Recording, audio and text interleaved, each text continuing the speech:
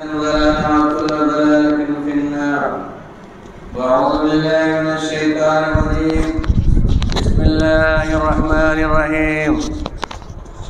يا أيها الناس اتقوا ربكم الذي خلقكم من نفس واحدة وخلق منها زوجها وبث منهما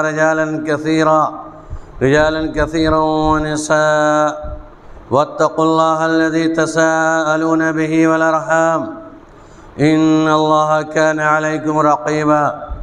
يا أيها الذين آمنوا اتقوا الله حق تقاته ولا تموتن إلا وأنتم مسلمون.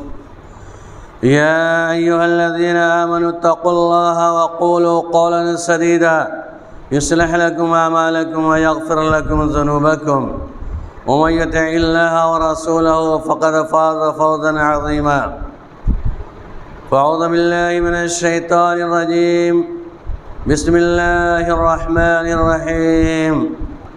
قاف والقرآن المجيد بل عجبوا أن جاءهم منذر منهم فقال الكافرون هذا شيء عجيب أئذا متنا وكنا ترابا ذلك رجل بعيد قد علمنا ما تنقص الأرض منه وعندنا كتاب حفيظ بل كذبوا بالحق لما جاءهم فهم في أمر مريج أفلم ينظروا إلى السماء فوقهم كيف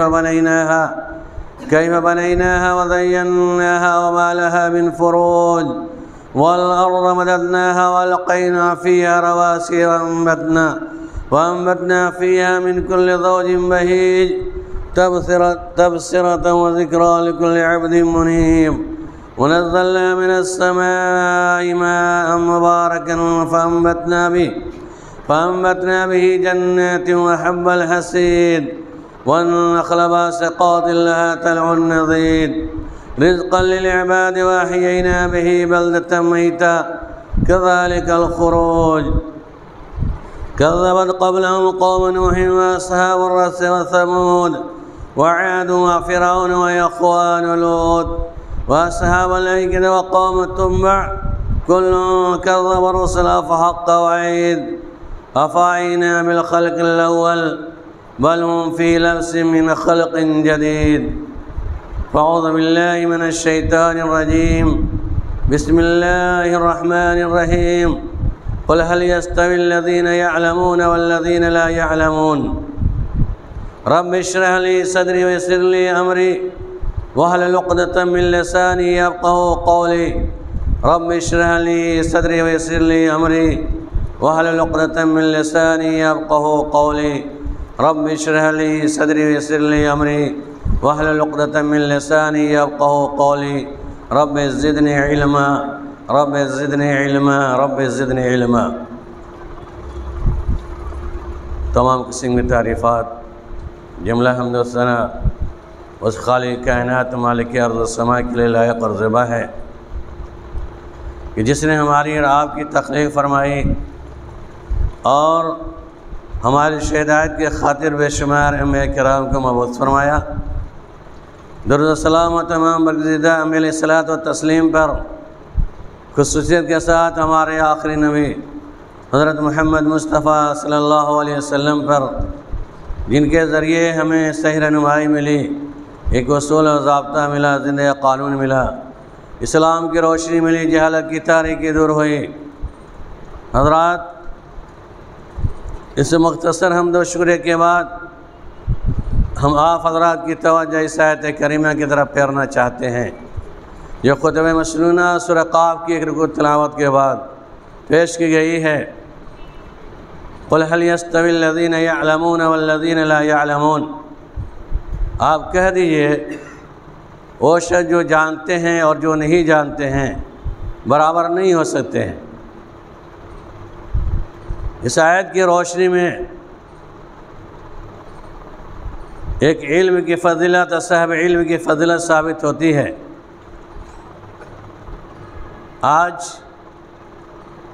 گرچہ ارادہ کچھ اور تھا اور مہینہ بھی تقریباً گزر چکا ہے، جتنے بھی مہینے ہیں ان 12 مہینوں میں سے تقریباً نصف مہینے کے اندر 6-7 مہینے ایسے ہیں جن مہینوں کے اندر بدعات کو فروغ دیا جاتا ہے، اور غالباً اس موضوع پر باتیں ہوئی ہوں گی، خواہ ربیع الاول کا مہینہ ہو، محرم الحرام کا مہینہ ہو، رجب المرجب، شعبان، ابھی ربیع الاول کا مہینہ جو گزرا ہے، اس کے اندر جس طریقے سے بے حرمتی کی گئی، اللہ کے نبی صلی اللہ علیہ وسلم کے نام کو لے کر کے بازاروں اور سڑکوں میں گھوم کر کے یا محمد کا نعرہ لگا کر جس طریقے سے ان کے نام کے ساتھ مزید ان کی تاریخ ولادت کو تصور کرتے ہوئے ان کی وفات کے دن پر جتنا بڑا جلوس کا انعقاد کیا جاتا ہے، سارے بدعات ہیں۔ پھر 11ویں شریف کا موقع بھی آ رہا ہے، گرچہ اس مسائل سے ہم واقف ہیں، سمجھتے ہیں، جانتے ہیں کہ شاہ اسلام میں کوئی تصور نہیں ہے، اور یہ سب کیوں ہو رہا ہے، یہ چیزیں سماج کے اندر کیوں پنپ رہی ہیں۔ اسی طرف اشارہ کرتے ہوئے میں نے اپنے دل میں سوچا کہ کچھ زمرے میں باتیں رکھ دی جائیں تاکہ مسئلے کو سمجھنے میں آسانی ہو۔ ہم میں کہ ہر شخص تو نہیں، کم و بیش یعنی جو قلیل تعداد میں ہیں وہ سمجھتے ہیں کہ شرک کیا ہے، بدعات کیا ہے، سنت کیا ہے، بدعت کیا ہے، توحید کیا ہے، رسالت کیا ہے، تمام چیزوں کو جانتے ہیں۔ لیکن یہ بدعات کو جو فروغ دیا گیا، خواہ عبادات کے اندر ہو، نکاح اور شادی بیاہ کے اندر ہو، جتنے بھی طریقے بدعات کے رائج ہیں، ان تمام طریقوں کو کرنے کے پیچھے آخر سے مقصد کیا ہے، کون سی چیز مضمر ہے جس کی وجہ سے ہم بدعات کو کرتے چلے جا رہے ہیں۔ جہاں ہم بغور مطالعہ کرتے ہیں قرآن و حدیث کا، تو پرسنٹیج لوگوں کے پاس اس چیز کی کمی ہے، یعنی علم کی کمی ہے، ان کو جانکاری نہیں ہے کہ صحیح کیا ہے، غلط کیا ہے، سنت کیا ہے، توحید کیا ہے، شرک کیا ہے، بدعت کیا ہے۔ لہذا اس کا علم ہونا ضروری ہے۔ جب تک کہ ہمارے پاس علم نہیں ہوگا، ہمیں جانکاری نہیں ہوگی کہ صحیح منہج کیا ہے اور اچھے طریقے کون سے ہیں، جب تک ہم کامیاب نہیں ہو سکتے۔ لہذا اس مناسبت سے میں نے آپ کے سامنے آیت تلاوت کی ہے، اور آپ کو اس بات کا بخوبی اندازہ ہے یا آپ کو اس بات کا علم ہے کہ اللہ کے نبی صلی اللہ علیہ وسلم جو پیدا ہوئے تھے امی گھرانے کے اندر، آپ امی تھے، آپ لکھنا پڑھنا نہیں جانتے تھے، لہذا اس روئے زمین پر سب سے پہلا درس گاہ کا انعقاد ہوا، جس کو سب سے پہلا مدرسہ کہہ لیا جائے وہ غار حرا کہلانے کے لائق ہے، کیونکہ اللہ کے نبی صلی اللہ علیہ وسلم جب غار حرا کے اندر تھے، جبرائیل علیہ السلام بحیثیت معلم کے نازل ہوتے ہیں، نازل ہونے کے بعد آپ صلی اللہ علیہ وسلم کے سینے کو زور سے دبانے کے بعد کہا اقرأ بسم ربک الذی خلق، پڑھ، تو پڑھ اپنے رب کے نام جس نے تجھے پیدا کیا ہے۔ اللہ کے نبی صلی اللہ علیہ وسلم کہہ رہے ما انا بقاری، میں پڑھا ہوا نہیں ہوں۔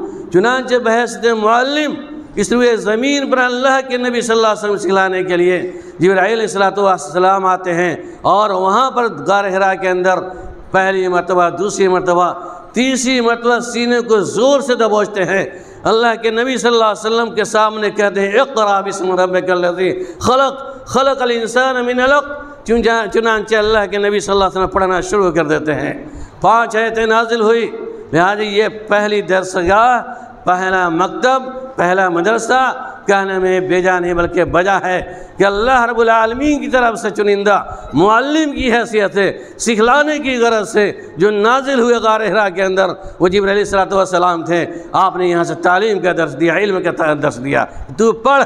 آج ہم بچوں سے کہتے ہیں نا پڑھ بسم اللہ اللہ اکبر، چنانچہ ویسے ہی اللہ کے نبی صلی اللہ علیہ وسلم جبرائیل علیہ السلام نے کہا، اس کے بعد آپ نے علم حاصل کیا، جبرائیل علیہ السلام گاہے بگاہے آپ تعلیم دیتے چلے گئے، پورے شریعت کی جانکاری دی، اور آپ نے اپنے مسجد نبی کے بنانے کے بعد الحمدللہ ہماری بھی مسجد آپ کے سامنے ابھی جدید تعمیر کی شکل میں ہے. ہم نے بڑے خون پسینہ سے مسجد تعمیر کیا ہے اور اس کی تاریخ میں اچھی طرح جانتا ہوں، گرچہ میں یہاں کے نہیں ہوں لیکن میں 20-25 سالوں سے جانتا ہوں یہاں کی حالتوں کو. یہ مسجد کہاں پہ تھی، کیسے تھی، کس شکل میں تھی. اللہ کا شکر ہے کہ آج اس مسجد کے اندر جو خواب تھا ہم لوگوں کا رب العالمین نے پورا کر دیا ہے. مسجد کی تعمیر کے بعد سب سے پہلا اور اہم مسئلہ یہ ثابت ہوتا ہے جسے اللہ کے نبی صلی اللہ علیہ وسلم نے مسجد نبی میں درسگاہ کا انعقاد کیا تھا اور طالب علموں کو جمع کیا تھا علم حاصل کرنے کے لیے. آپ نے علم سکھانے کے لیے چند احباب کا انتخاب کیا تھا جس کو اصحاب صفہ کہا جاتا ہے. اللہ کے نبی صلی اللہ علیہ وسلم مسجد کے چبوترا مسجد کنارے میں ایک چبوترا بنایا اور وہاں پر چند افراد صحابہ کرام کی تعداد ہوا کرتی تھی علم سیکھنے کے لیے. آپ بحیثیت معلم، داعی و خطیب، طبیب، تمام صفات جو ہونی چاہیے اللہ رب العالمین کی طرف سے اللہ کے نبی صلی اللہ علیہ وسلم کو عطا کر دی گئی. اور آپ صلی اللہ علیہ وسلم نے سب سے پہلے جس چیز کو محسوس کیا وہ اس بنیاد پر کہ آپ نے مسجد نبی کے کنارے پر ایک چبوترا بنوایا جہاں پر اپنے طالب علم کا انتخاب کیا. صحابہ کرام اس چبوترے پہ بیٹھ کر دن رات اللہ رب العالمین کے حکم کو، نبی صلی اللہ علیہ وسلم فرامین کو سیکھا کرتے تھے. وہ جذبہ تھا. آپ تاریخ کے اندر پڑھیں گے کہ مسئلہ یہ آتا ہے صحابہ کرام کے اندر علم حاصل کرنے کی رغبت اس قدر پیدا ہو گئی کہ آپ صلی اللہ علیہ وسلم کی حاضری کے اندر جو صحابہ حاضر نہیں ہو پاتے تھے وہ اپنے ساتھی سے کہا کرتے تھے دیکھو میں آج فلاں کام سے باہر جا رہا ہوں، لیکن آج جتنی باتیں اللہ کے نبی صلی اللہ علیہ وسلم بیان کریں گے تم مجھے سکھلا دینا. یہ جذبہ تھا، یہ شوق تھا. آج ہمارا المیہ یہ ہے کہ مسجد کے اندر دروس کا اہتمام کیا جاتا ہے، درس قرآن کا اہتمام کیا جاتا ہے، درس حدیث کا اہتمام کیا جاتا ہے. ہم نے کاروبار کی مشغولیت کو ترجیح دیتے ہم مسجد سے فوراً باہر چلے جاتے ہیں. آج اگر ہمارے دلوں کے اندر جذبہ ہوتا تو اللہ کے نبی صلی اللہ علیہ وسلم کے فرمان کے اعتبار سے جمعے کے اندر پہلے حاضر ہوتے اور خطیب سے نکلی ہوئی بات، زبان سے نکلی ہوئی باتوں کو سیکھنے کا موقع فراہم ہوتا. لیکن افسوس کی بات ہے اذان ہو گئی ہے، مسجد ابھی خالی ہے. بعد میں آئیں گے، ہم جانتے ہیں.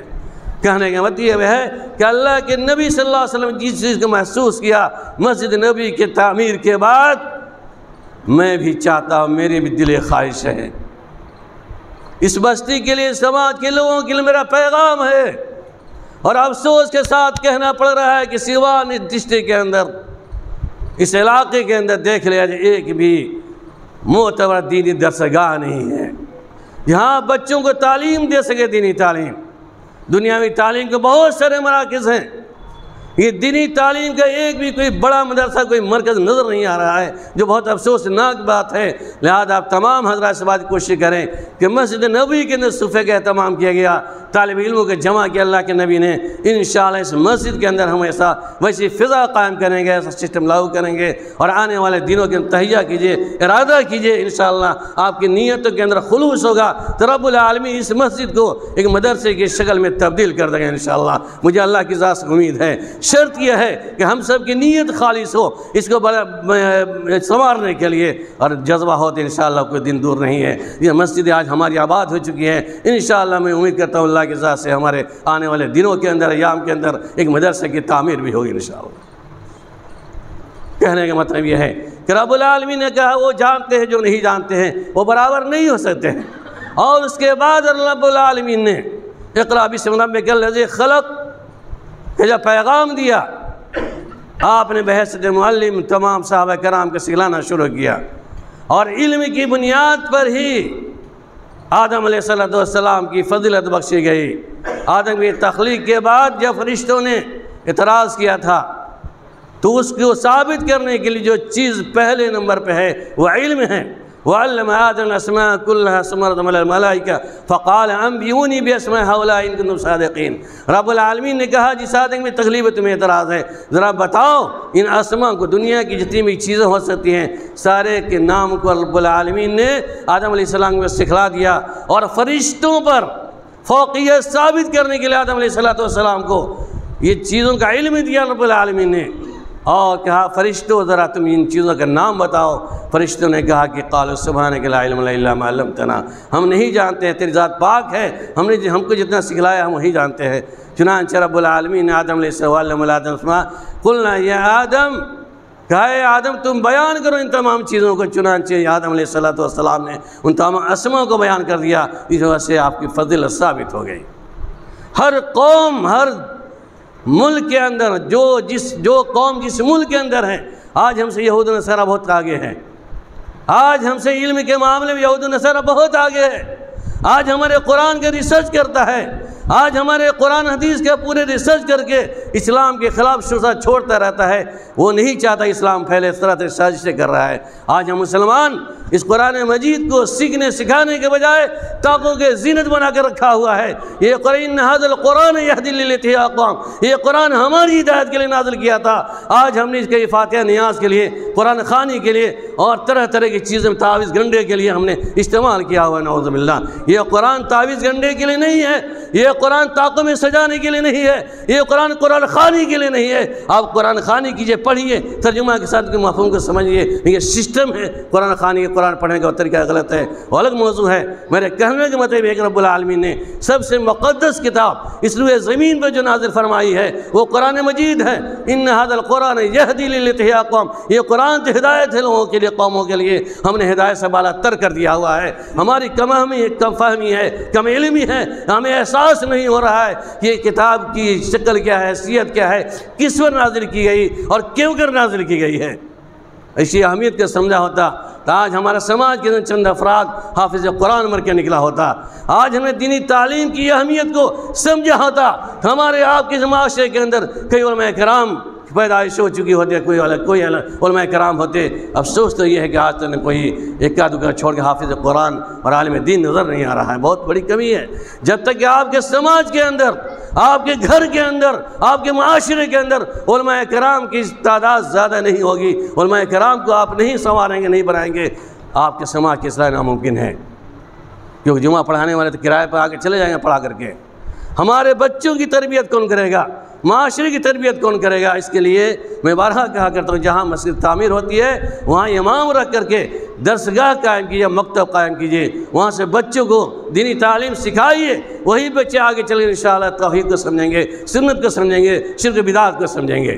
یہ بہت بڑی کمی ہے۔ میرا پیغام ہے خلوص طور سے کہ اللہ رب العالمین آپ سب کی دلوں کے اندر اس بات کا احساس پیدا کر دے، تمام تر مصیبتوں کو برداشت کرتے ہوئے اس مسجد کے اندر پہلے مکتب کی تعمیر کریں۔ انشاءاللہ آپ کی مستقبل تابناک ہوگی اور آپ کے بچوں کی زندگی سنور جائے گی انشاءاللہ، اور آپ کے لیے بھی صدقہ جاریہ ہوگا۔ بہرحال رب العالمین نے فرشتوں کی فضل اس بنیاد پر صاحب علم کی بنیاد پر، علم ایک بہت بڑا ہتھیار ہے جہالت کو ختم کرنے کے لیے۔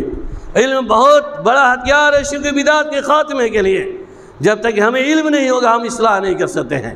اور علم سیکھنے کے لیے چند شرائط بھی ہیں، چند ضروریات بھی ہیں۔ صرف آرزو و تمناؤں سے علم حاصل نہیں کیا جا سکتا ہے۔ رضینہ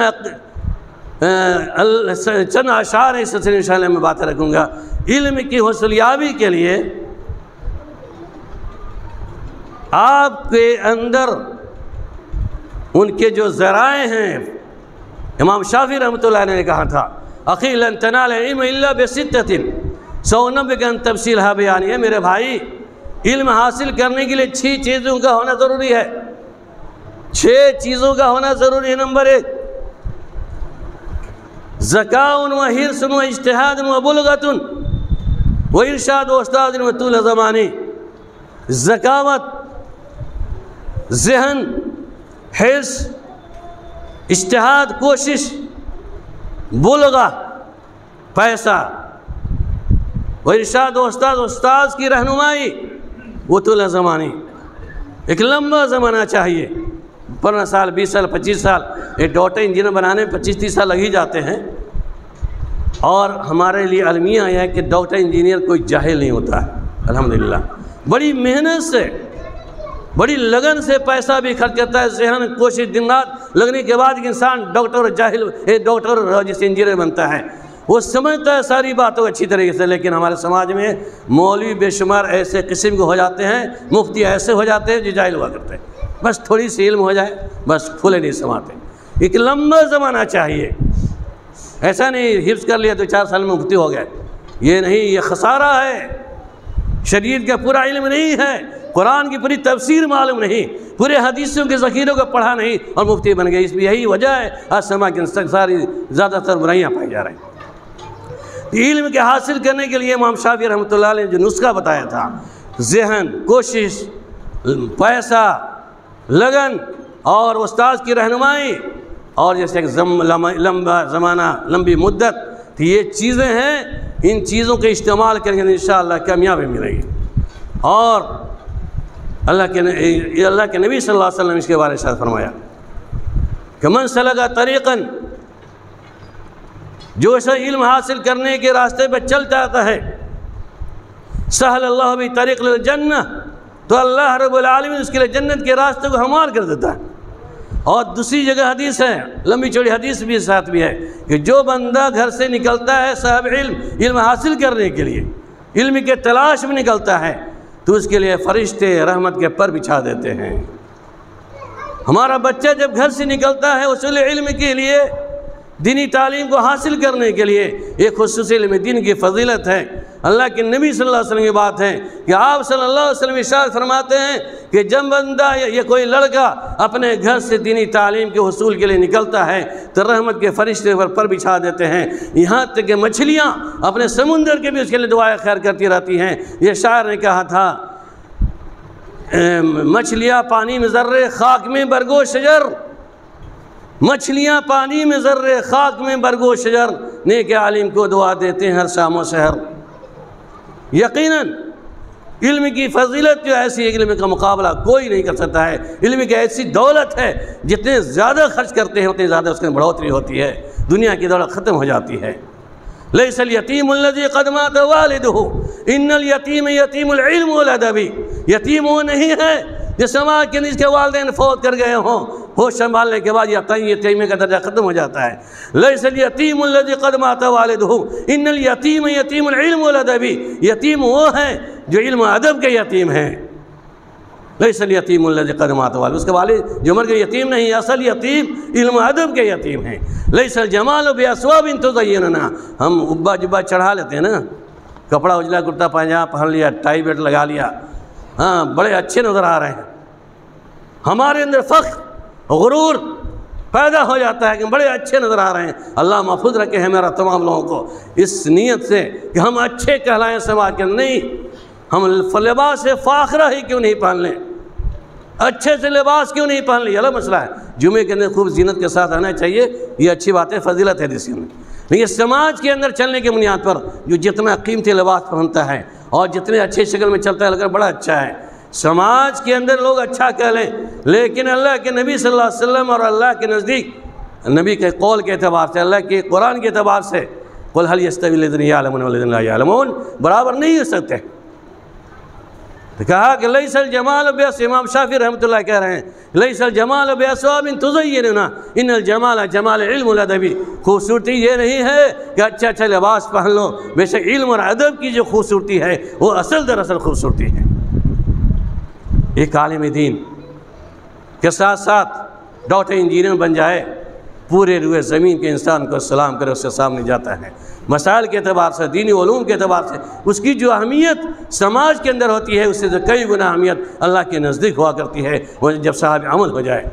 اور ان چیزوں کے اہتمام جب کریں گے، اپنے بچے کو عالم دین بنائیں گے، تو یہی بچے حافظ قرآن بن کر آپ کے لیے نجات کے ذریعہ بنیں گے. آج حافظ قرآن کی فضل گواہ بیٹھے ہیں. ایک بندہ اس گھر کے اندر سے کوئی آپ کا حافظ عالم ہوگا، حافظ ہوگا، عالم ہوگا. حافظ کی فضیلت میں بھی اللہ کے نبی صلی اللہ علیہ وسلم نے کہا کہ جنت کے اندر بہت ساری سیڑھیاں ہوں گی، جنت پر چڑھنے کے لیے سیڑھیاں متعین کی گئی ہے.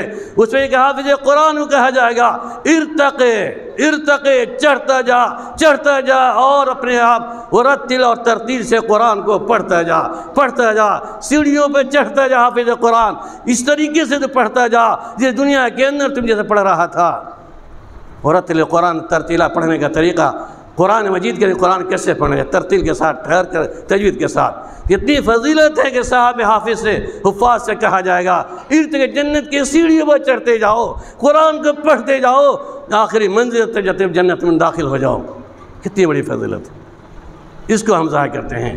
اس کے بعد اگر آپ نے عالم دین بنا دیا، کیونکہ عالم دین کی فضیلت اللہ کے نبی صلی اللہ علیہ وسلم نے بیان کیا تھا، ان فضل العالم للعابد، کہ عالم کی فضیلت عابد پر ایسے ہی ہے کہ فضل علی سائر کواکب لیلۃ البدر، جیسا کہ 14ویں چاند کی فضیلت تمام ستاروں پر ہوا کرتی ہے، ویسے کہ عالم دین کی فضیلت ہوتی ہے کہ عابد پر۔ عابد وہ ہے جو اپنی پوری زندگی گھماتن اللہ کی عبادت میں گزارتا ہوتا ہے، اس عابد پر اتنی زیادہ فضیلت ہے، تو جاہل کا تو مقابلہ ہی نہیں ہو سکتا۔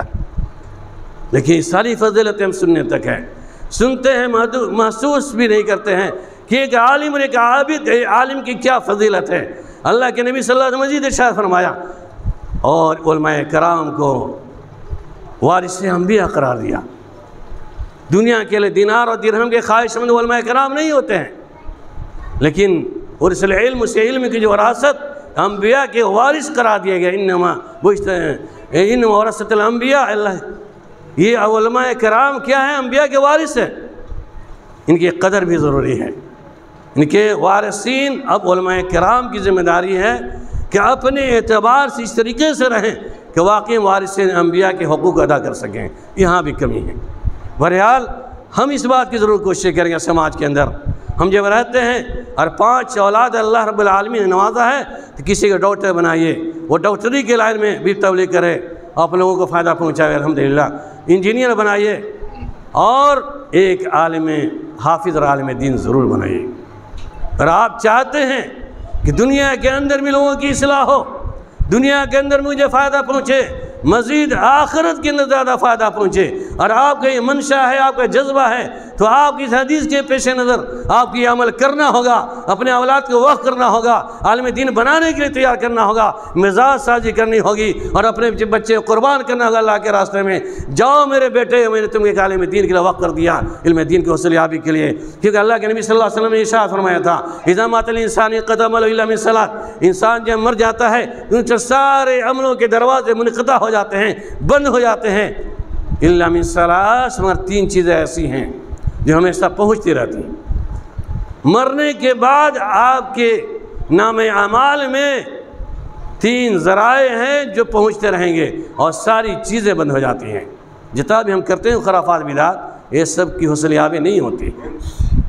آپ کے مرنے کے بعد جو صدقہ جاریہ، آپ کے مرنے کے بعد نیکیوں کے اضافے کی جو شکل ہے، اذا مات الانسان انقطع عمله الا من ثلاث، صدقۃ جاریۃ، صدقہ جاریہ۔ اپنی زندگی مسجد بنوا دیا، مدرسے قائم کر دیا، مکتب قائم کر دیا، سرائے خانہ بنوا دیا، پل بنوا دیا، پائپ بنوا دیا، درخت کے لیے سایہ درخت لگوا دیا، یہ صدقہ جاریہ ہے۔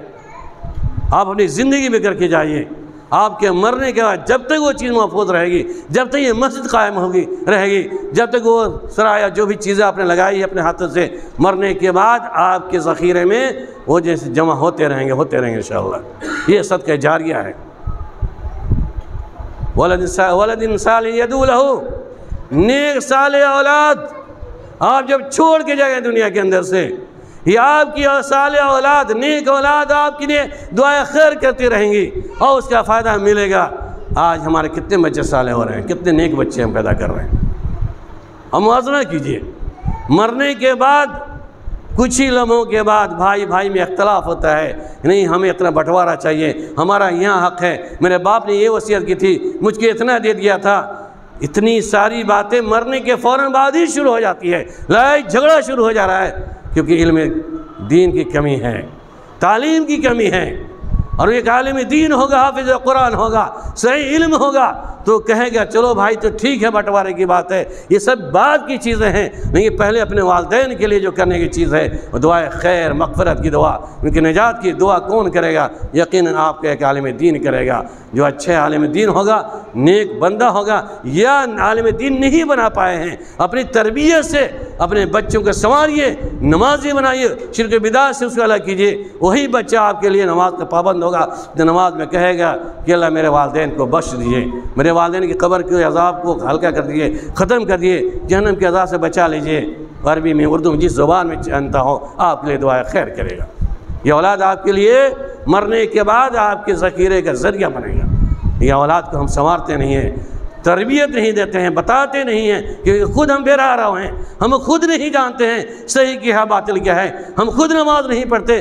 وصیت کی بات آئی، میں اشارہ کر دوں کہ آپ ہم میں کا ہر شخص اپنے باپ کی وصیت کو فالو کرنے میں بہت آگے ہوتا ہے، یہاں تک لڑائی بھڑائی بھی کرتا ہے کیونکہ اس کے باپ کی وصیت ہوتی ہے، اور یہ بندہ سمجھتا ہے کہ جب تک اپنے ماں باپ کی وصیت کو پورا نہیں کریں گے دنیا کی زندگی کامیاب نہیں ہوگی، یہ میرے باپ کی گردن پھنس جائے قیامت کے دن۔ یقین آپ اپنے باپ کی وصیت کو یاد کرتے ہیں۔ میرے محترم سامعین حضرات، کاش کہ اس مہینے کے تاریخ کو یاد کرتے، 12 وفات کے دن کو یاد کرتے۔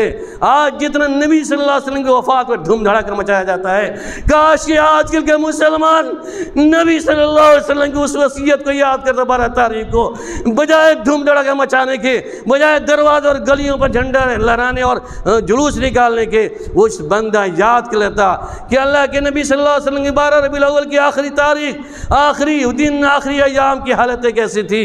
آپ سیدہ عائشہ رضی اللہ تعالیٰ عنہ فاطمہ بیان کرتی ہیں، صحابہ کرام ہیں، تمام کا مجمع ہے، جم گھٹا ہے۔ اللہ کے نبی صلی اللہ علیہ وسلم پہلے بھی بہت ساری چیزوں کی وصیتیں نصیحت کر گئے تھے، لیکن آخری وقت میں جب آپ بے ہوشی کے عالم ہو گئے، پھر جب آپ کو تھوڑا سا ہوش آیا تو اللہ کے نبی صلی اللہ علیہ وسلم کی زبان ہل رہی تھی، میرے بھائی یہ بزرگوں یاد کر لینا تاریخ کو، اور تم محب رسول ہو، تمہیں نبی سے سچی محبت ہے تو تم نبی کی اس وصیت پر عمل کر لو، انشاءاللہ دنیا بھی سنور جائے گی، آخرت بھی سنور جائے گی۔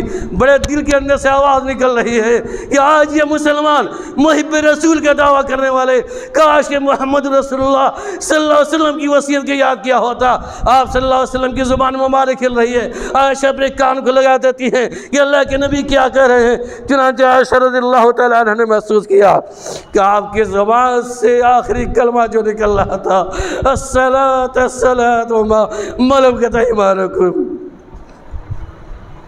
امت کی اتنی زیادہ فکر تھی، الصلاۃ الصلاۃ کا جملہ استعمال کرتے ہوئے کہتے ہیں اللہم انت رفیق العالم۔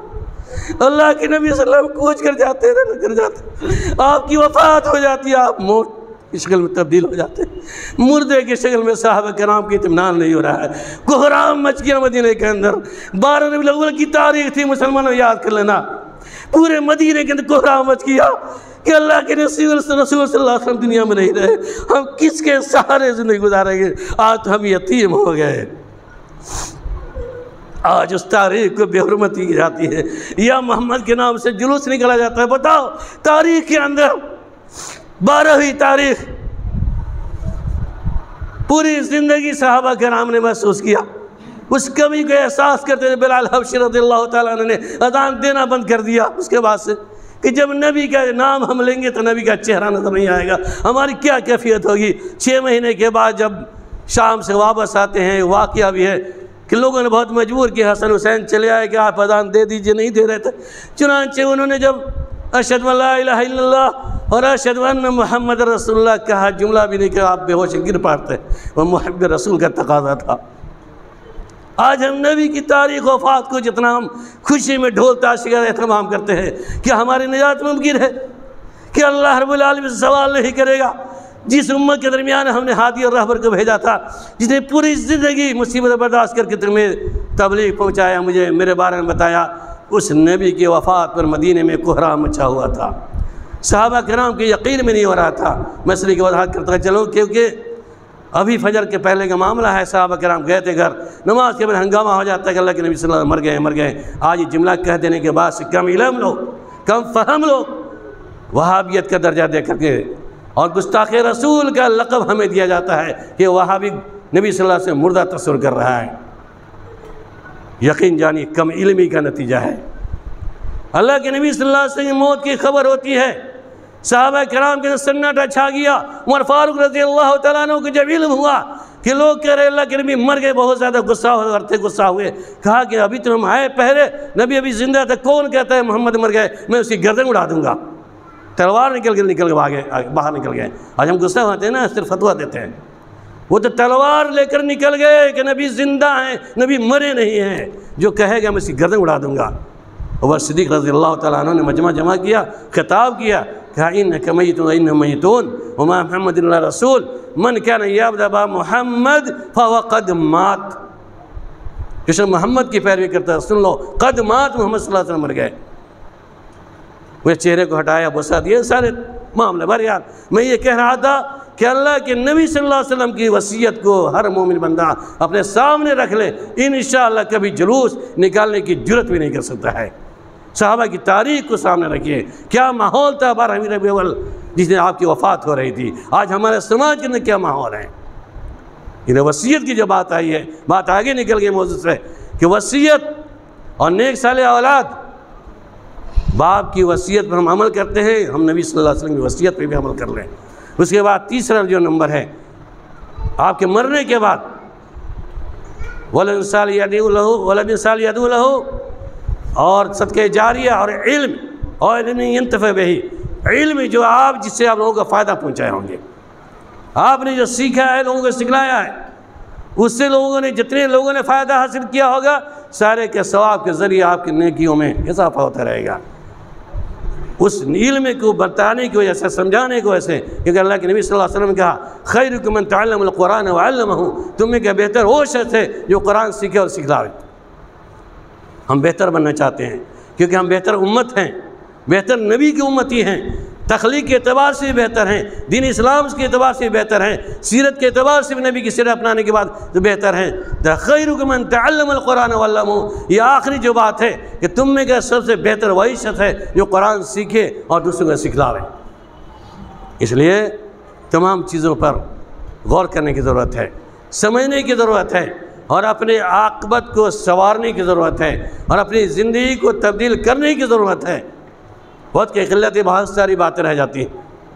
لہذا میں ان چند کلمات کے ساتھ جو آپ کے سامنے علم کے موضوع کو اٹھایا ہے اس کا مقصد صرف یہ ہے کہ جو آپ کے پاس علم ہوگا تو آپ سمجھیں گے صحیح اور باطل میں کیا فرق ہے,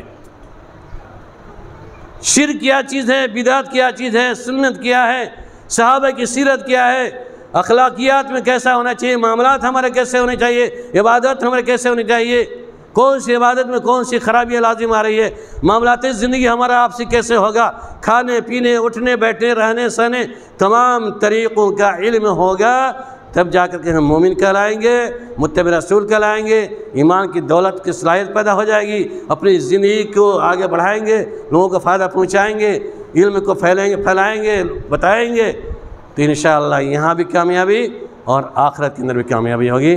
لہذا وقت قلت کے ساتھ معذرت کے ساتھ کہ میں کچھ آگے نکل گیا, لیکن ایک امید لے کر آیا ہوں. انشاءاللہ آپ لوگوں کی دعائیں رہیں گی, حیات باقی رہے گی. انشاءاللہ میں کچھ وقفے کے ساتھ آپ کے ساتھ حاضر ہوتا رہوں گا. بڑی امید ہے کہ اتنی تعداد دیکھ کر خوشی محسوس ہو رہی ہے. الحمدللہ آپ سب ایک ساتھ متحد ہو کر آپسی بھائی چارگی کے ساتھ سارے اختلافات کو دور کر دیجیے. ہر جگہ اپنی جماعت میں اختلاف ہے, ہر جگہ مسلمانوں میں اختلاف بڑا پڑا ہوا ہے. اللہ کے واسطے تمام اختلافات ختم کیجیے. ہمارے مزاج میں اختلاف ہو سکتا ہے, کسی میں اچھا سمجھے کسی کو برا سمجھے, کوئی کہا ہمارے لیے اچھا لوگوں کے لیے خراب ہو. رائے مشورے کے ساتھ ایک کمیٹی تشکیل کر کے یہاں کی حالت کو سدھاریے, اور اس بات کی کوشش کیجیے کہ ہم مسجد نبی کی تعمیر کے بعد جس طریقے اللہ کے نبی صلی اللہ علیہ وسلم نے درس گاہ کا انعقاد کیا تھا, ہم لوگ بھی مل کر کے متحد ہو کر تمام شکوے شکایت گلے شکوے مٹا کر کے ہم یہاں کی درس گاہ قائم کریں گے, لیکن مکتب کی شکل میں قائم کریں گے. اللہ کی توفیق میں انشاءاللہ وہی مکتب آگے چل کے مدرسے کی شکل اختیار کرے گا. آج مدینہ کے اندر جامعہ اسلامیہ ہے, مکے کے اندر ام القریٰ ہے, یہ تمام انسٹیٹیوٹیاں ہیں, تمام دنیا کے لوگ جا کے بچے جا علم حاصل کر رہے ہیں. سب سے بڑا علم, سب سے بڑا ہتھیار جو ہے ہمارے لیے علم ہے, دین کے لیے بھی دنیا کے لیے بھی. رب العالمین سے دعا کرتے ہیں بار اللہ ہم تمام لوگوں کو سننے سے زیادہ سمجھنے اور عمل کرنے کی توفیق عطا فرمائے. بعد رب العالمین ہم تمام سامعین کو اول مسجد میں پہلے حاضر ہونے کی توفیق عطا فرمائے. بعد وہ ایک ساتھ مل بیٹھ کر مہامی مشورے کے ساتھ اتحاد قائم کرتے ہوئے دینی درسگاہ کو تعمیر کرنے کی صلاحیت توفیق عطا فرمائے. بعد وہ جو ہمارے مسلمان پیچھے کمزور ہیں, ایمان کی دولت میں نصیب نہیں ہو پائی, رب العالمین ان کے دلوں میں توحید و سنت کا جام بھر دیں. بار الہ شرک بدعت سے توبہ کرنے کی توفیق عطا فرما. بار الہ جو مسلمان برائے نام کی زندگی گزار رہے ہیں، محبت رسول کے تقاضا کو پورا نہیں کر رہے ہیں، بہرحال ان کے دلوں میں محبت رسول کے تقاضا کو پورا کر دیں۔ بہرحال جو علم سے کچھ سے دور ہیں، خواہ دینی امور ہو، دینی علوم ہو، دنیاوی علوم ہو، ان تمام امور کی وسیلیابی کی توفیق عنایت فرما دیں۔ بعد ہمارے سماج کے جو مریض ہیں، بہرحال ان تمام مریض لوگوں کو شفاء کلی عطا فرما دیں۔ اس کے بعد جو سماج کے دبے کچھ انسان ہیں، آج وہ قرض کے تلے دبے ہیں، بہرحال ان کو قرض کی ادائیگی توفیق عنایت فرما دیں۔ آمین ثم آمین۔ وآخر دعوانا الحمد للہ رب العالمین۔ بارک اللہ لی ولکم فی القرآن العظیم ونفعنی وإياکم بالآیات والذکر الحکیم، انہ تعالی جواد ملک رؤوف رحیم۔